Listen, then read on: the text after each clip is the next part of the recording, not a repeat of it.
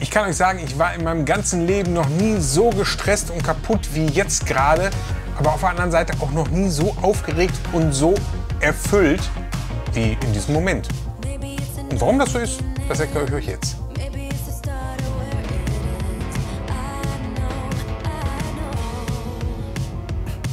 Hallo und herzlich willkommen zu einer neuen Ausgabe von Johnny's World. Hier heute wieder aus dem Klemmbaustein TV Studio. Diesmal nicht mit einem Set, das ich euch vorstellen möchte, sondern eher einige Informationen darüber, wie so ein Set entsteht. Also bevor es überhaupt ein Set wird. Und wie eine Kiddies-Figur entsteht und was eine Kiddies-Figur überhaupt ist. Nämlich unsere neue Spielfigur für Kiddycraft. Und das, was ihr hier seht, das werden Kiddycraft-Sets. Nicht in den Farben, wie man sie jetzt hier so sieht, sondern mehr so in den Farben, wie sie hier sind. Aber warum die so komisch aussehen, das erkläre ich euch gleich auch noch. Weil das hat nämlich mit dem Entwicklungsprozess von so einem Set zu tun. Ihr alle wisst ja, ich habe vor einiger Zeit vor Gericht gegen Lego verloren. Bezüglich der Minifiguren von Cumin und auch einiger anderer Minifiguren. Wir hatten im Vorfeld Gespräche mit Lego, da habe ich eine Menge raus gelernt, wo ich euch leider nichts von erzählen darf. Aber das hat mir halt geholfen, Wissen anzusammeln, die mich in die Lage versetzt oder das mich in die Lage versetzt hat, eine Minifigur zu entwickeln, von der ich mir wirklich zu 99,99% sicher bin, dass Lego da nicht gegen vorgehen wird. Ja, ich höre jetzt bei dem einen oder anderen von euch schon das tiefe Seufzen, Lego wird sowieso gegen vorgehen, bla bla. Ja, vielleicht. Aber ich glaube es eher nicht. Weil, was ich so in den Gesprächen damals mitgekriegt habe, ist Lego gar nicht nur auf Krawall gebürstet. Aber mehr darf ich da leider nicht zu sagen. Aber es ist halt wirklich so, Lego hat ja auch schon Figuren am Markt akzeptiert, die im Verkauf sind. Ich denke nur an die von Snuban, Kobi oder auch von Lidl, die Figur, die in den Playtip-Sets drin ist. Oder auch die Figur von Mega. Nicht die Action-Mini-Action-Figuren, sondern diese, die halt in den Hot Wheels-Sets zum Beispiel drin sind. All das sind Figuren, die greift Lego nicht an. Ja gut, da wird der eine oder andere jetzt sagen, das sind ja große Firmen, da gehen sie nicht bei. Aber ich behaupte mal, dass das nicht der einzige Grund ist. Aber wie schon gesagt, da kann ich leider nicht weiter in die Tiefe gehen. Auf alle Fälle, nachdem ich dieses Gerichtsverfahren verloren habe, hat sich bei mir dann halt die Idee entwickelt. Im Zuge dessen, soll ich weiter vor Gericht weitergehen, soll ich es nicht? Und nachdem Cumin mich dann da im Stich gelassen hat, ist ja die Entscheidung relativ schnell gefallen, es dann doch nicht zu tun. Da habe ich mir gedacht, warum soll ich durch die Mauer durchrennen, wenn ich einfach dran vorbeigehen kann, drumherum gehen kann und einfach all die Sachen vermeide, die Lego einen Hebel geben kann, um gegen uns vorzugehen. Wie geschützte Steine, wie ein Verpackungsdesign, was gegen UVG verstößt und natürlich hier die Spielzeugfigur. Also habe ich mich dran gemacht, habe mir Kiddycraft gesichert, habe die Designs, die ich sowieso schon im Kopf hatte für die Figur, quasi handwerklich da niedergebracht, habe das Ganze dann bearbeiten lassen, habe das nach Amerika geschickt, da ist eingescannt worden, da sind dann die Dateien dafür gemacht worden. Gerade jetzt aktuell sind die Werkzeuge in der Überholung, weil der erste Spritzguss, den die Muster, die ich gekriegt habe, da waren noch ein paar kleine Fehler drin. Die müssen noch korrigiert werden. Ich bin da jetzt zuversichtlich, dass jetzt in einer Woche die Spritzgussteile so sind, dass die keinen Anlass mehr zur Beanstandung geben. Und dann kann das in die Produktion geben. Ja, das hier sind die Muster und da waren so ein paar kleine Fehler drin. Die mussten halt noch abgestellt werden. Ja, also haben wir jetzt eine Figur, die man in Sets reintun kann. Also wir haben eine Marke, unter der wir das Ganze verkaufen können. Also brauchten wir auch Sets. Und ich hatte ja schon immer so den Gedanken, was für ein Thema wollen wir denn mal bedienen? Was wird denn von Lego zum Beispiel oder auch von den anderen Herstellern denn vernachlässigt? Weil ich möchte mit Kiddycraft, wie der Name schon sagt, Spielzeug für Kinder machen. Es gibt jede Menge alternative Hersteller, die uns Erwachsene glücklich machen, die wunderbare Sets bringen. Da haben wir ja mittlerweile eine Vielfalt am Markt, dass schon fast ein Sättigungspunkt erreicht ist mit Sets für Erwachsene. Kinder sind aber, was Alternativen angeht, bis jetzt, dadurch, dass Cumin quasi vom Markt genommen worden ist, wirklich unterversorgt, was Alternativen angeht. Und dem möchten wir mit Kiddycraft Abhilfe schaffen. Und da habe ich halt geguckt, was ist denn hier so ein Thema, was hier für Kinder sehr interessant und toll ist, aber halt momentan eigentlich kaum bedient wird. Und da sind wir bei Landwirtschaft gelandet. Und dann habe ich auf einer kleinen Ausstellung in Hameln, im Wesersteineladen, den René von de Brickboer kennengelernt. Und dann sind wir ins Gespräch gekommen und da habe ich zu ihm gesagt, du René, wie wär's, lass uns doch Sets designen, die für Landwirtschaft passen. Und er war auch gleich Feuer und Flamme und hat dann drauf losdesignt. Und da sind dann zum Beispiel hier diese Stallerweiterung, ein großer Stall, ein kleiner Ponyhofstall zustande gekommen. Und das sind Sets, die man auseinanderklappen. Dann gibt es noch zwei auseinanderklappen kann. Dann gibt es noch zwei Trecker, zum Beispiel den hier oder auch einen kleinen Trecker, die auch dann damit drin sind. Also insgesamt haben wir 5 Landwirtschaftssets, die der René designt hat. Und dazu kommen noch 3 Sets, die ich designt habe. Das ist einmal hier das kleine Haus, das ist hier der Rettungswagen und das ist die kleine Currywurstbude, die es ja dann demnächst als limitierte Edition geben wird. Limitierte Edition deshalb, weil da ein bisschen was Besonderes drin ist. Und zwar eine Kiddies, so heißen unsere kleinen Figuren nämlich, K-I-D-D-I-Z. Habe ich mir sogar markentechnisch sichern lassen. Mittlerweile bin ich da echt firm drin. Und eine Kiddies-Figur wird es da geben, die aussieht wie der Johnny. Also wie ich. Ich werde da hinter der Theke stehen, in der Frittenbude und werde an einen anderen bekannten YouTuber, der auch als Minifigur damit drin ist, dann als Kiddies-Figur, werde ich dann quasi Currywurst verkaufen. Ist also so ein bisschen für die Community auch das Ganze. Aber auch das ist halt nicht ein Set, was einfach so entstanden ist. Also gehen wir mal ein bisschen der Reihe nach, wie so ein Set halt entsteht. Und nehmen wir einfach mal als Beispiel hier unseren kleinen Rettungswagen. Die Idee war, was gibt es momentan auf dem Markt nicht, was aber eigentlich zu einer Spielwelt für Kinder gehört. Und da war mir eigentlich ziemlich schnell klar, wir haben alles mögliche. Wir haben Feuerwehr, wir haben Polizei, also von anderen Herstellern. Wir haben Schatzsucher etc. pp. Nur wenn sich mal einer wehtut und ins Krankenhaus gebracht werden muss, gibt es eigentlich keinen gescheiten Rettungswagen, der ihn hier retten kann. Und dann habe ich mich dran gesetzt und habe dann einen Rettungswagen designt. Er ist bestimmt vom Design jetzt nicht der akkurateste und beste, aber das sollte auch gar nicht sein. Das war nicht der Anspruch dabei, sondern ich habe mir überlegt, es muss stabil sein und für Kinder bespielbar sein. Und so ist dann einer entstanden, vorne 6er Breite, hinten 8er Breite mit dem Aufbau. Und den kann man hier an der Seite dann so aufklappen. Und der ist dann innen drinne bespielbar. Und da kann man dann halt, hier ist ein Bereich, wo der Patient hinterliegen kann. Da ist eine Trage drin. Man hat hier so ein paar Geräte, um den zu versorgen. Hier hinten kann man es dann aufklappen, um die Trage da auch reinzuschieben. Beim ursprünglichen Entwurf, den ich am Anfang entworfen hatte, war das hier eine Tür, die war aus einem Teil. Aber da kam es dann dazu, Panlos hatte dieses Teil nicht. Und das ist der Moment, wo die Designideen, die man eigentlich hat, an der Wirklichkeit zerschellen. Nämlich wenn man das hier designt hat, gebaut hat, mit den Teilen, die man halt so zur Verfügung hat und schickt das Ganze dann, die Baudateien und alles nach China, nach Panlos. Wir arbeiten mit Panlos zusammen jetzt hier für Kiddicraft, weil die Steine von denen gut sind und vom Preis-Leistungs-Verhältnis auch gut sind und die auch Bock drauf hatten auf die Kooperation. Die fanden die Idee gut, hier eine alte Marke wieder aufleben zu lassen, weil Kiddicraft, wisst ihr alle, ist ja der eigentliche Erfinder der Klemmbausteine. Lego hat sich ja von denen inspirieren lassen und es dann weiterentwickelt. Auf alle Fälle haben wir uns entschlossen, mit denen zusammenarbeiten und müssen natürlich jetzt schauen, dass wir mit dem Portfolio an Steinen, die haben, zurechtkommen. Weil jeder Stein, den wir nicht haben, für den wir eine Spritzgussform herstellen lassen wollen, kostet richtig Geld. So eine Spritzgussform, die bewegt sich zwischen 5.000 bis 9.000 Euro, je nachdem, wie kompliziert, umfangreich und groß die Teile sind, die da reinkommen und wie groß die Spritzgussform auch ist. Ne? Wie viele Wiederholungen gleichzeitig da drin sind und sowas alles. Ja, jedenfalls musste das dann umgebaut, also wir haben das da hingeschickt und die haben erstmal gesagt, halt das haben wir nicht an Teilen da, müssen wir ändern. Dann kommen von denen halt kommen dann Vorschläge zurück, wie könnte man es anders machen. Die verwirft man dann, weil man da nicht mit einverstanden ist oder man nimmt sie an, wenn es eine gute Idee ist. In diesem Fall haben wir das Ding einfach hinten zugemacht, fand ich aber nicht akzeptabel. Ich wollte den Spielwert haben, dass man es halt hier aufmachen kann und von hier öffnen kann. Hier oben kann man es aufmachen, da kann man die Figur reinsetzen. Wir haben hier kleine Türen angedeutet. Ja. Dann haben wir das hinterher dann irgendwann so weit, dass es passt.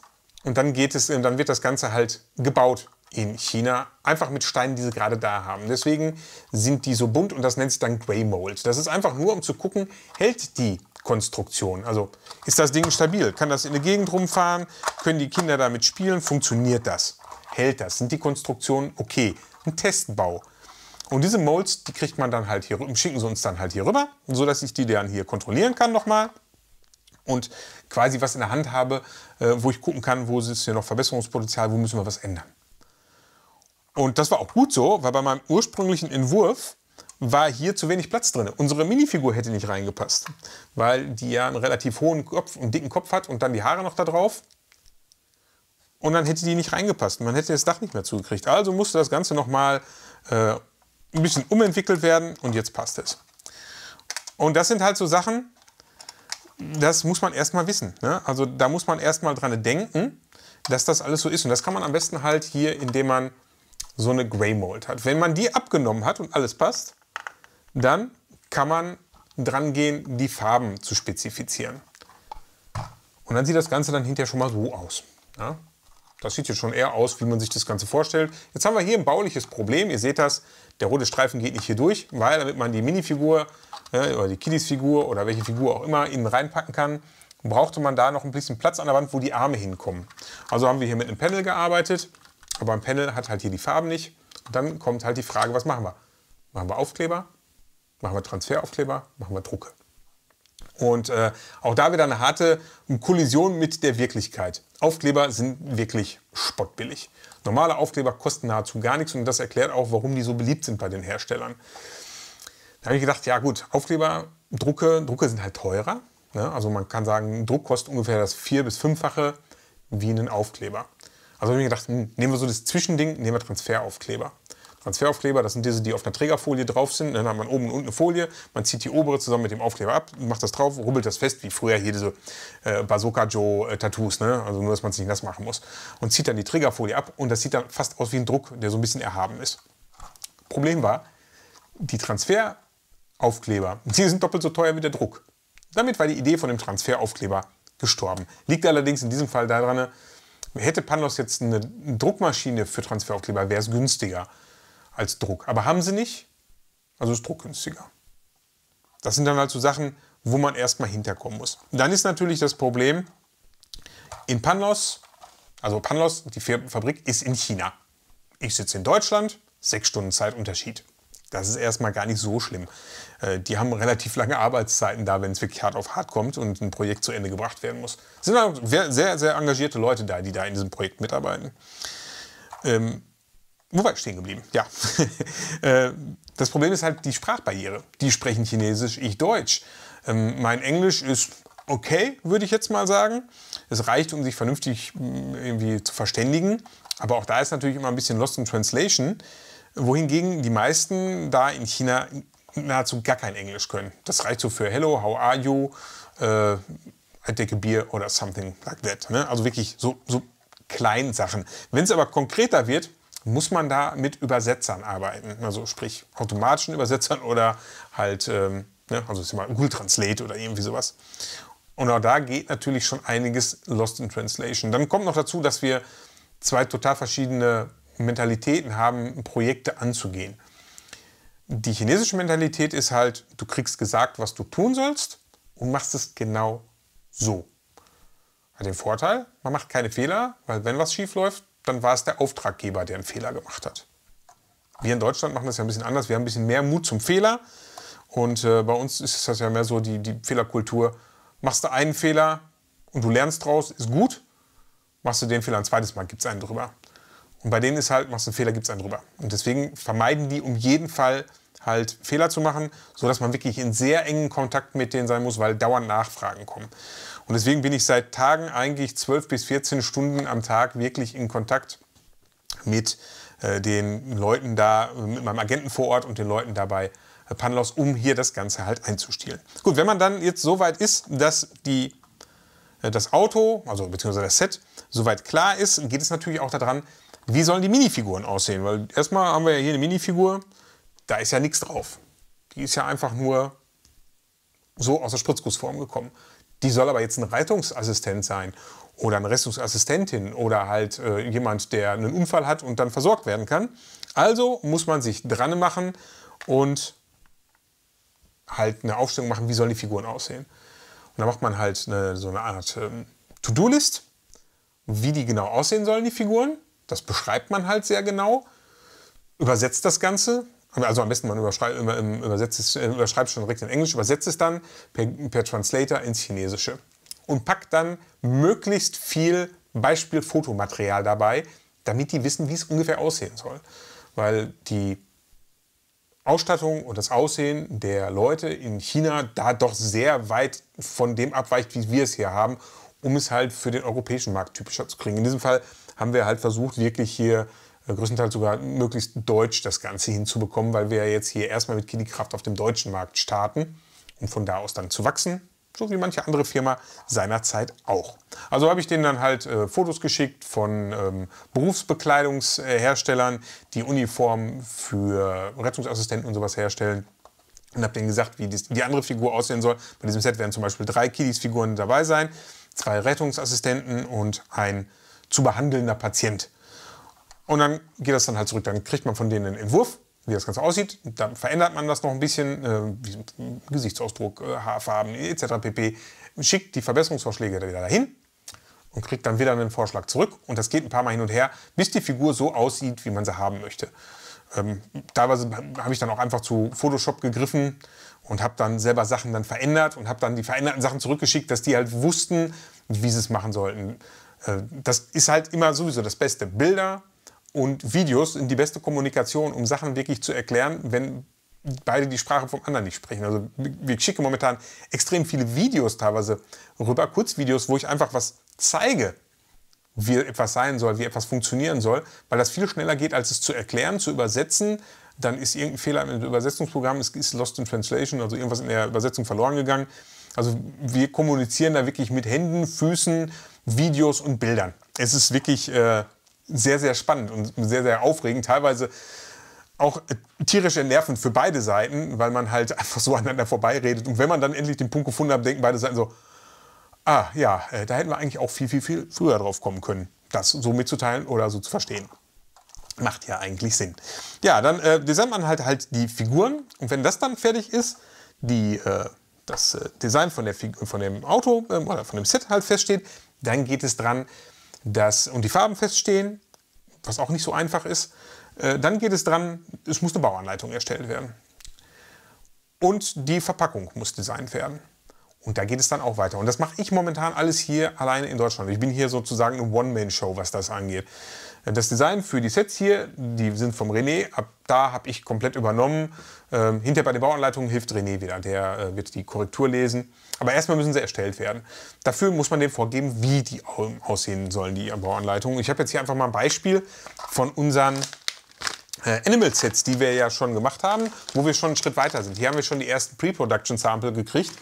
Das sind jetzt hier 4 von 5 Sets, wo ich die Pre-Production-Sample für habe, wie das Ganze hinterher aussehen soll. Und das ist auch so das grobe Design, wie Kiddy-Kraft-Sets hinterher aussehen. Ne? Also so von den Farben, dieses Grün und sowas, das ist hinterher unsere Farbe, die wir nutzen werden. Die kleinen Sets werden in solchen Tüten kommen, die großen werden in Pappkartons sein. Und das sind jetzt welche, die habe ich halt gekriegt, um sie abzunehmen. Hier mussten wir leider noch ein paar Kleinigkeiten ändern. Zum Beispiel ist die Tüte ein bisschen zu durchsichtig. Man sieht hier teilweise den Druck von der Rückseite.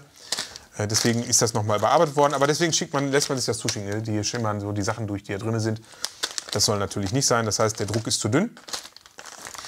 Und aufgrund dieses Designs, was man hierfür dann entwirft, nutzen die dann halt auch das Design hier für die Bauanleitung. Und hier drin sind jetzt halt so kleine Bauanleitungen, das sind so Faltplättchen.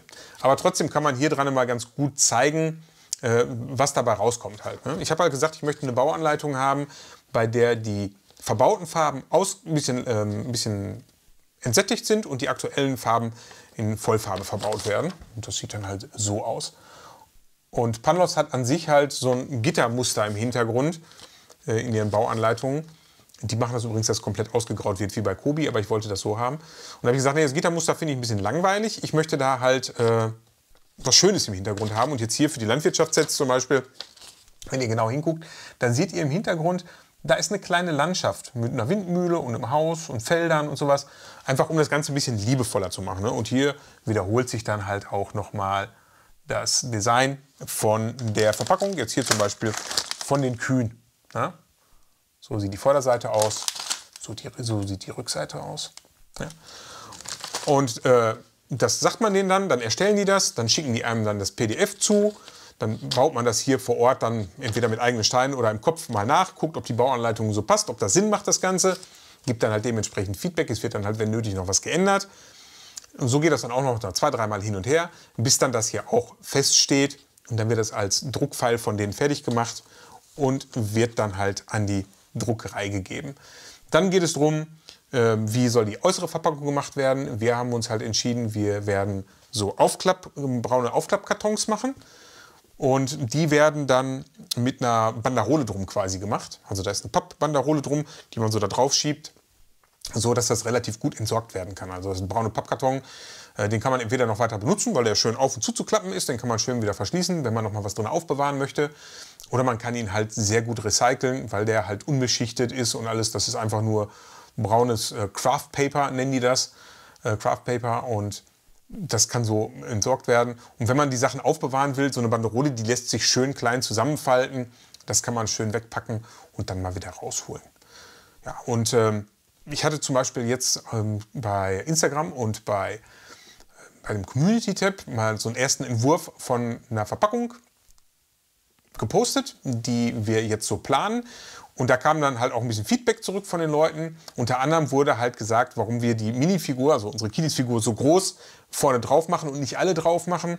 Und auch da gilt es halt wieder, aus dem Erfahrungsschatz der Gerichtsurteile, Verfahren, Abmahnungen und sowas alles zu lernen, die wir in den letzten Jahren mit Lego hatten. Weil Lego geht auch aus dem UWG vor, aus dem unlauteren Wettbewerbsgesetz. Das heißt, es darf nicht zu sehr aussehen wie bei Lego. Und da gibt es zum Beispiel Urteile, dass wenn die Sets in Action-Szenen darauf abgebildet sind, ist das zu nah an Lego dran. Das kann gegen das UWG verstoßen. Also haben wir jetzt hier Verpackungsdarstellungen gewählt, die halt ganz weit davon weg sind. Halt auch um hier die Rechte von Lego nicht zu verletzen und deswegen auch die Figur größer drauf, als sie hinterher maßstäblich in den Sets drin ist. Einfach um auf den ersten Blick zu sehen, das ist keine Minifigur. Das ist keine Lego-Minifigur, es ist eine Kiddies-Figur. Einfach um den Leuten wirklich die Möglichkeit zu geben, sofort zu erkennen, das hier ist kein Lego-Produkt. Um Lego da keinen Angriffspunkt zu geben, mit dem sie dann gegen uns vorgehen können. Genau das gleiche wie bei der Planung der Sets haben wir ja direkt darauf geachtet, dass keinerlei geschützten Teile drin sind. René hat von mir eine Liste bekommen, welche Teile nicht benutzt werden dürfen, und da haben wir uns auch nachgerichtet. Und da muss man auch ein bisschen aufpassen, weil wenn zum Beispiel irgendwas nicht so geht und dann ein Verbesserungsvorschlag von Panos kommt, zum Beispiel hier bei den Türen von dem Stall, da hat René mit so Fensterläden gearbeitet, die wirklich sehr schön aussehen. Ja? Aber die hat Panos nicht im Programm, also haben die das Ganze jetzt auf so umgestrickt. Ja? Und das sind dann so Sachen, die passieren dann. Bei einem anderen Set haben die dann aber, wo wir darauf peinlich geachtet haben, dass es nicht drin ist, ein geschütztes Teil eingebaut. Da muss man dann halt wieder aufpassen, dass bei den Verbesserungs- oder Änderungsvorschlägen, von denen nicht auf einmal wieder rechtliche Probleme auftreten. Auch da muss man immer hinterher sein. Das haben die selber nicht so auf dem Schirm, weil das bei denen selber in China nicht das Problem ist. So, wenn man das dann alles soweit fertig hat, dann geht das noch ein paar Mal hin und her, wird noch Nachfragen gemacht und dann werden die Sets halt das erste Mal Pre-Production kommissioniert und dann schicken die einem halt hier so ein Pre-Production Sample per FedEx oder per DHL oder so zu, dass man das Ganze Probe bauen kann, dass man das begutachten kann. Und wenn man das dann freigibt, dann gibt es ein Produkt in die Produktion. Wenn nicht, dann wird halt das eben noch abgestellt und geändert. Ja, und das ist der Grund, warum es hier unsere Sets einmal in diesen, ich sag mal, farbenblinden Formen gibt. Deswegen heißen die auch Grey Mold, weil das wirklich total wild ist. Und ich habe sie dann hier halt nochmal selber nachgebaut, um die halt in den Farben so ein bisschen zu haben, wie es dann halt auch hinterher ist. Es passt immer noch nicht ganz hundertprozentig, weil manche Farben, die wir ausgewählt haben, gibt es so von anderen Herstellern gar nicht. Weil ich habe hier jetzt in der Tat, um das bauen zu können, bei Bricklink auch ein Teil bestellt, weil ich da Sachen einfach nicht von hatte. Aber unterm Strich funktioniert es ganz gut. Aber zum Beispiel hier die wackeligen Fenster, die jetzt hier drin sind, das sind Lego-Fenster. Ja. Ja, und dann hat man halt hier, oder auch hier die oberen Plates, die sind auch hinterher in der Farbe. Die hatte ich leider nicht mehr in der Farbe. Habe es verbaselt, sie mitzubestellen. Deswegen passt das jetzt nicht ganz. Ne? Was bei uns halt ein Signature quasi ist, also ein typisches Ding, was wir bei Kiddycraft machen wollen, ist, dass die Gebäude aufklappbar oder von hinten verschließbar sind. Ne? Das ist hier zum Beispiel, dann steht das Gebäude dann geschlossen da. Und wenn man es aufklappt, dann kann man es wie ein Puppenhaus bespielen. Oder man kann es so machen, dann hat man hier noch was, wo man bespielen kann. Und es ist halt auch mit ja, ein bisschen Innenliebe drin. Ne? Eine gewisse Spieltiefe und also nicht nur Fassade. Und da hat man dann halt alles drin. Wir haben jetzt hier zum Beispiel ein kleines Klo, ein Badezimmer, eine Küche, Schlafzimmer für die Eltern, Schlafzimmer fürs Kind, Wohnzimmer, Esszimmer. Ja, und wenn man das Ganze zumacht, ist das Einzige, was dann unrealistisch ist, dass man halt vom Wohnzimmer ins Klo guckt. Aber ansonsten ist das sogar eine Einteilung von einem Haus, die so durchaus sein könnte. Und ja, ich finde das eigentlich ganz nett. Das kann man so dann ins Regal stellen im Kinderzimmer und man kann es rausholen und kann mitspielen. Ja, und wie schon gesagt, die Farben, die sind jetzt hier schon ziemlich nah an dem, wie es hinterher als Set kommen würde. Auch schönes Beispiel hier unsere Currywurstbude. Ja, so ist die Grey Mold gekommen. Ich habe sie im vorderen Bereich schon ein bisschen umgebaut. Die hier, die kommt mittlerweile dem Original recht nah, aber zum Beispiel dieses Teil hier habe ich nicht in der Farbe bekommen, in der es hinterher im Original ist. Und auch einige Teile hier gibt es nicht in den Farben, die hinterher im Original kommen. Ja, aber auch hier wieder zum Aufklappen. Wir haben innen drin eine Fritteuse, einen Grillrost, wir haben einen kleinen Kühlschrank, wo halt Getränke drin sind.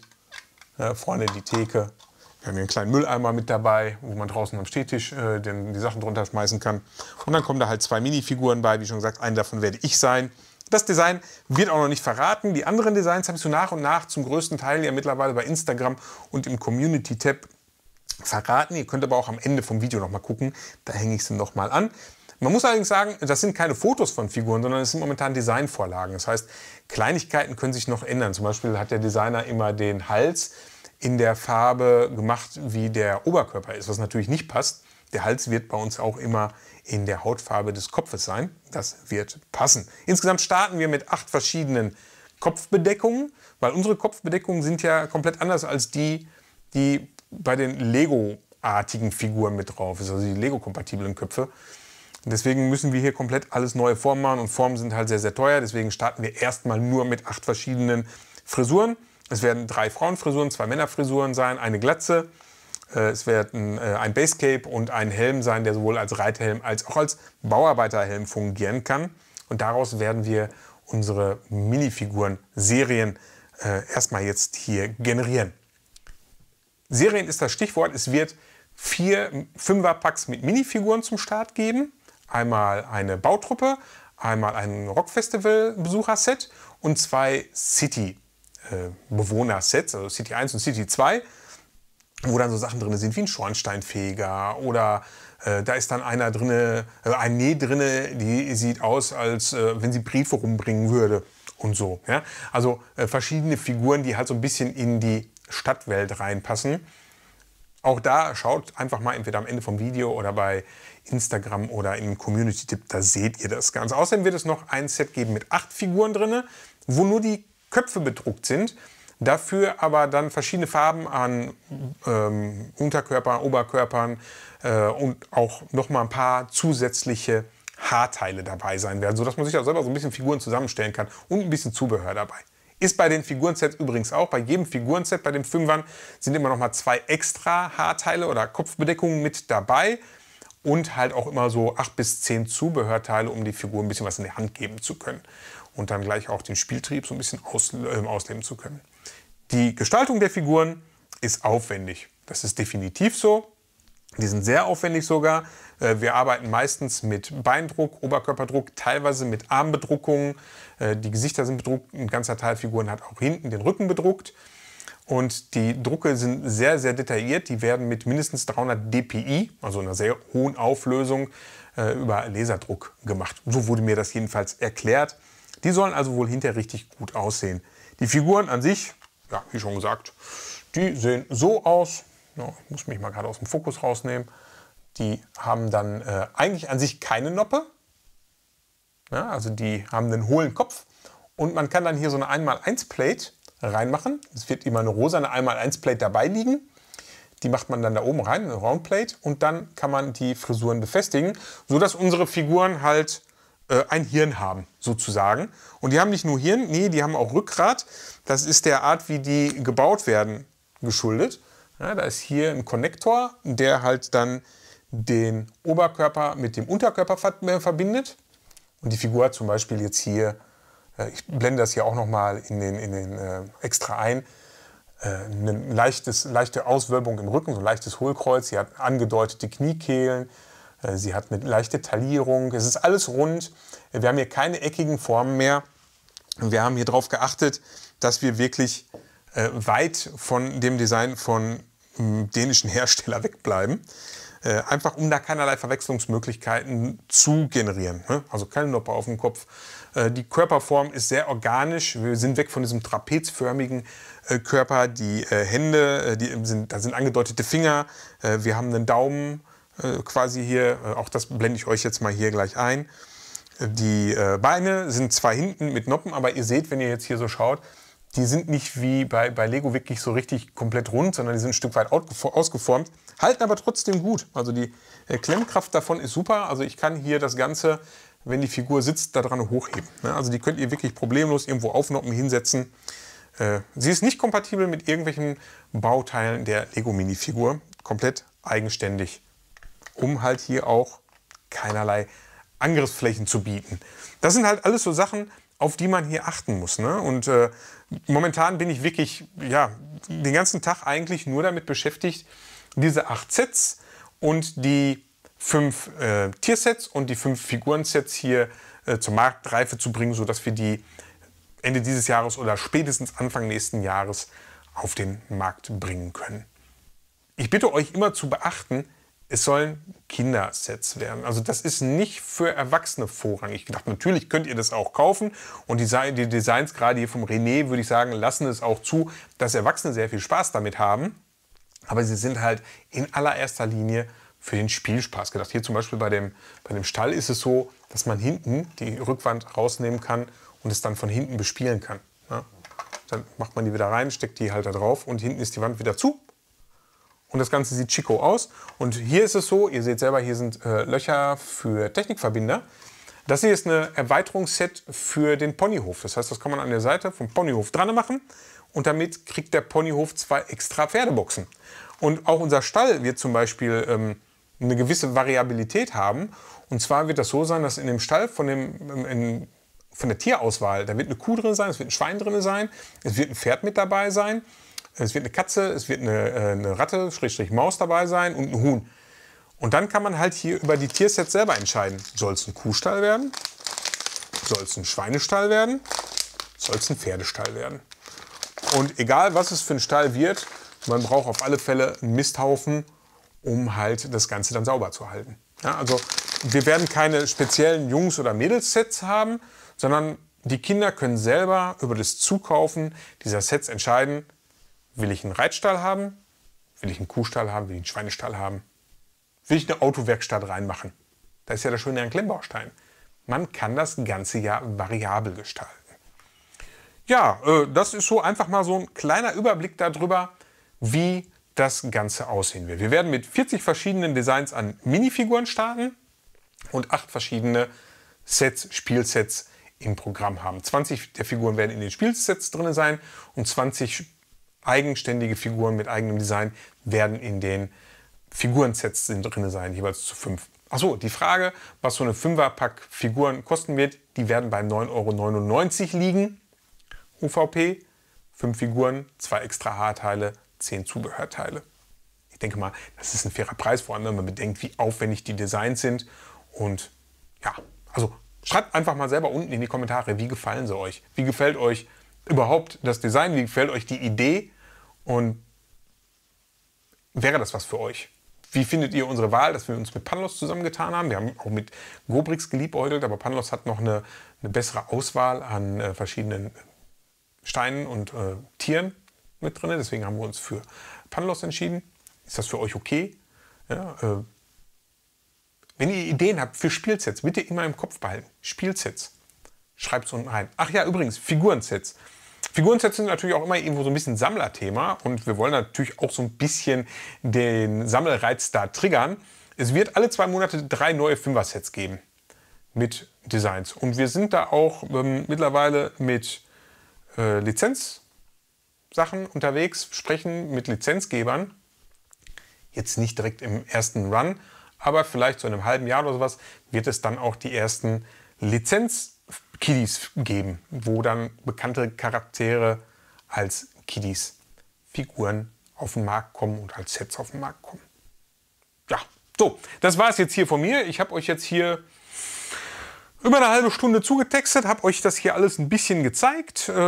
Ich hoffe, ihr habt ein bisschen einen Einblick bekommen in wie aufwendig und auch spannend so eine Entwicklung von solchen Sets ist. Und das ist wirklich, also gerade für mich hier als mehr oder weniger One-Man-Show, wirklich sehr, sehr anstrengend, anspruchsvoll. Auch die Designs hier, die entwerfe ich alle selber von den Verpackungen und sowas alles. Irgendwann später, wenn das Ganze Fahrt aufgenommen hat, hoffe ich mal, dass man Leute findet, die einen da unterstützen, dass man da Aufgaben delegieren kann. Aber erstmal muss man ja so ein Grundgerüst aufbauen. Und wenn man so eine Idee im Kopf hat, wie so eine Marke werden soll, dann muss man es zu Anfang, glaube ich, erstmal selber machen. Ja. Das ist so, was ich euch erzählen wollte. Ich hoffe, es war interessant für euch. Ich wünsche euch auf alle Fälle viel Spaß hier am Wochenende. Ich hoffe, wir sehen uns nächste Woche bei den nächsten Videos wieder. Ich wünsche euch viel Spaß mit euren eigenen Bauprojekten. Und vielleicht ist ja auch eins von den Sets, die hier gerade auf dem Tisch sind, demnächst eins eurer Bauprojekte. Würde mich persönlich freuen. Oder vielleicht fängt ja auch der ein oder andere an, die Kiddies zu sammeln. Auch das finde ich super. Ich persönlich werde sie sammeln, weil ich finde sie einfach hübsch. Mir gefallen sie sehr gut. Und es macht auch eine Menge Spaß, die zu designen. Und ich freue mich ganz besonders auf meinen kleinen Johnny's Kitty, weil der wird speziell. Ich habe ja nicht die meisten Haare, es war durchaus eine Herausforderung. Lasst euch überraschen, bald gibt es da die ersten Bilder zu. Macht's gut, bis bald. Tschüss.